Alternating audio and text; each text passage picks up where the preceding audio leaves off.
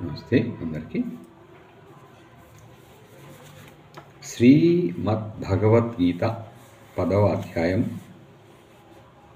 16వ శ్లోకం నుంచి.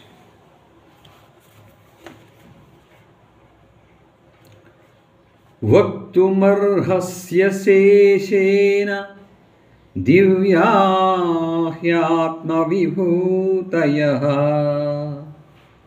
యాభిర్విభూతిభిర్లోకాన్ ఇమాం స్వం వ్యాప్య తిష్టసి. సమస్త లోకములందును నీ దివ్య విభూతుల ద్వారా వ్యాపించి స్థితుడవై ఉన్నావు. మహామహితములైన ఆ దివ్య విభూతులను సంపూర్ణముగా తెలుపుటకు నీవే సమర్థుడవు.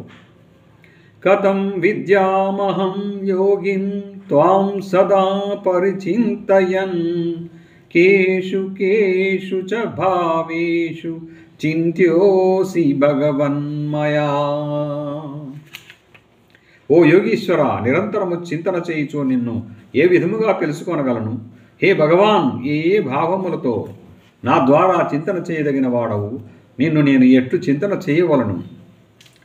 విస్తరేణాత్మనో యోగం విభూతిం చ జనార్దన భూయః కథయ తృప్తిర్హి శృణ్వతో నాస్తి మే మృతం.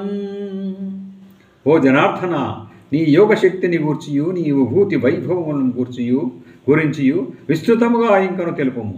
ఏలనన నీ అమృతమయ వచనములను ఎంతగా విన్నను తనివియే తీరదు.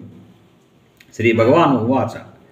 హంతతే కథయిష్యామి దివ్యాత్ హ్యాత్మా విభూతయః ప్రాధాన్యతః కురు శ్రేష్ఠ నాస్త్యంతో విస్తరస్య మే.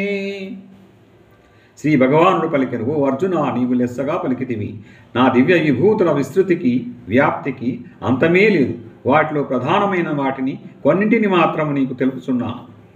అహమాత్మా గుడాకేశ సర్వభూతాశయ స్థితః అహమాదిశ్య మధ్యం చ భూతానమంత ఏవ చ. ఓ అర్జున, సమస్త ప్రాణుల హృదయములందున్న ఆత్మను నేనే. సకల భూతముల ప్రాణుల ఆదియు మధ్యస్థితియు అంతము నేనే. ప్రాణుల యొక్క సృష్టి స్థిత లయములకు కారణము నేనే.